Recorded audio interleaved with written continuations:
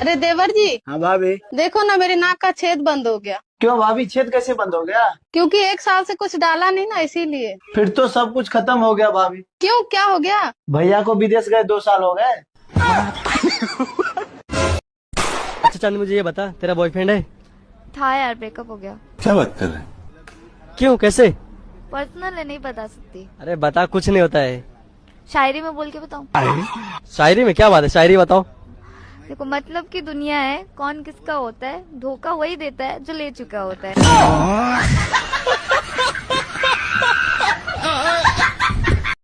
Excuse me madam, I love you. Sorry, तुम्हारे बस की बात नहीं है हमें संभालना। ओ क्यों? क्योंकि हम शादीशुदा औरतों को बड़े टोपे वाला नल चाहिए जो इतना पानी फेंके कि ऊपर से लेके अंदर तक भिगा दे।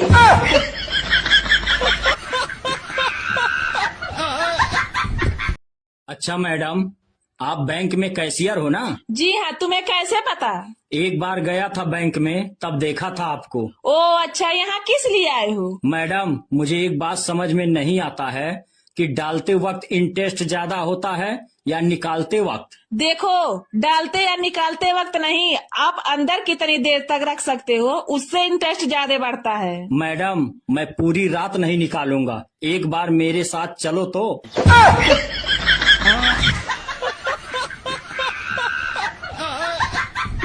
आखिर में तुम दोषी निकलोगे हर उस रिश्ते में जिसको तुमने निस्वार्थ भाव से निभाया था।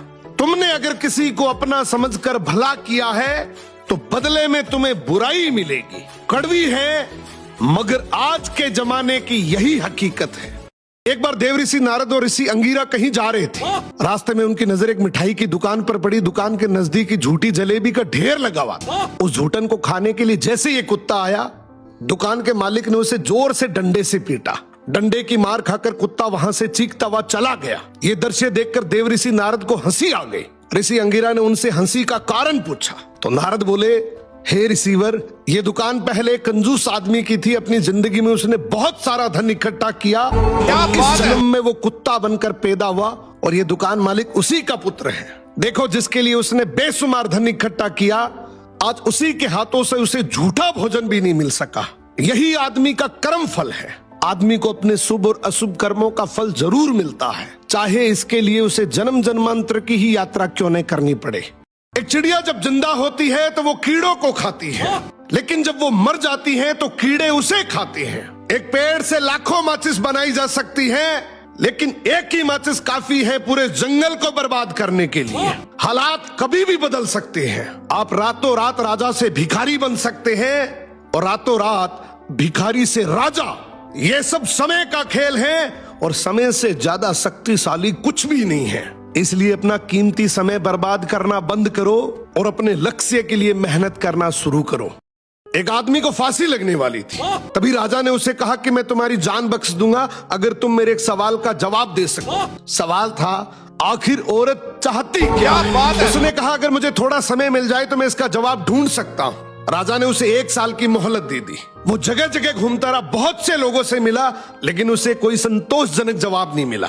आखिरकार किसी ने बताया कि दूर जंगल में एक चुड़ैल रहती है जो इस सवाल का जवाब जरूर दे सकती है। वो चुड़ैल के पास पहुंचा और अपना सवाल पूछा।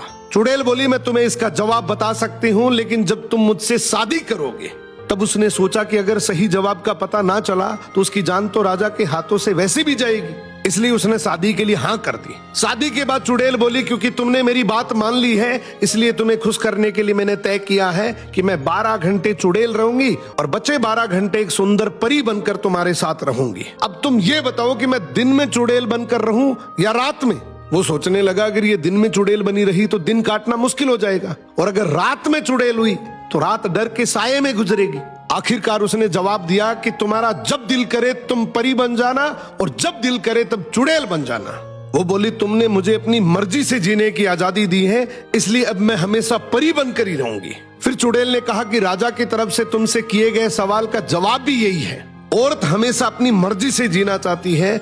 अगर उसे अपनी मर्जी से जीने दोगे तो वो तुम्हारी जिंदगी में परी बनकर रहेगी, और अगर उसे ऐसा नहीं करने दिया तो वो चुड़ैल बन जाएगी। अब ये फैसला तुम्हारा है कि अपनी जिंदगी को परी के साथ बिताना चाहते हो या चुड़ैल के साथ। अगर इस बात से सहमत हो तो कमेंट में यस टाइप जरूर करना। बहुत बड़ी बात बोल दी आपने। भगवान ने जब कुत्ते को बनाया तो कहा कि तुम्हें लोगों के दरवाजे पे जाके भौंकना है और इसके लिए मैं तुम्हें 20 साल की जिंदगी दे रहा हूँ। कुत्ता उदास होकर बोला, भगवान मेरी जिंदगी के लिए तो 10 साल ही बहुत। क्या बात है, 20 साल जीकर मैं क्या करूंगा? भगवान बोले तथास्तु।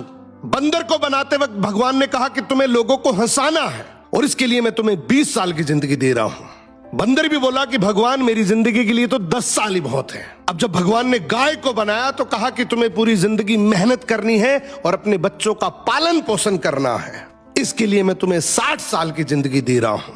गाय बोली कि भगवान 60 साल जीकर मैं क्या करूंगी, आप मुझे बस 20 साल ही दे दीजिए। लेकिन जब इंसान की बारी आई तो भगवान ने कहा कि मैं तुम्हें 20 साल की जिंदगी दे रहा हूं जिसमें तुम्हारा जो मन करे वो करना।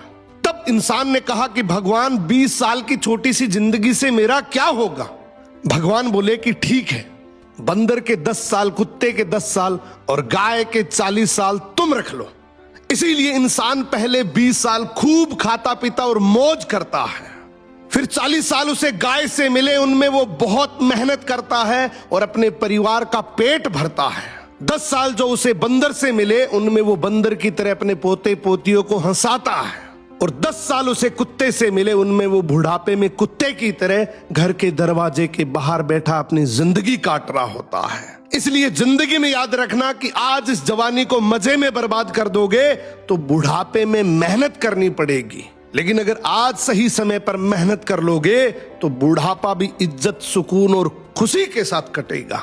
शेयर करो ये रील अपने दोस्तों को ताकि वो भी समझ सके कि जवानी बर्बाद करने के लिए नहीं बल्कि मेहनत करके कुछ कर दिखाने के लिए होती है। बहुत बड़ी बात बोल दी आपने। जो सच्ची पत्नी होती है ना, उसकी जुबान बहुत कड़वी होती है। वो लड़ने झगड़ने वाली भी हो सकती है क्योंकि उसे कोई लालच नहीं होता, उसे फर्क पड़ता है अपने पति के अच्छे बुरे से। वो खुद अपने पति से चाहे जितना लड़ ले, लेकिन अगर दूसरा कोई उसके पति के बारे में गलत बोले तो वो उसे जिंदगी भर बात नहीं करती। ज्यादातर औरतें ऐसी ही होती हैं, लेकिन दुख की बात यह है कि अक्सर ऐसी पत्नी की मर्द कदर और इज्जत नहीं करता।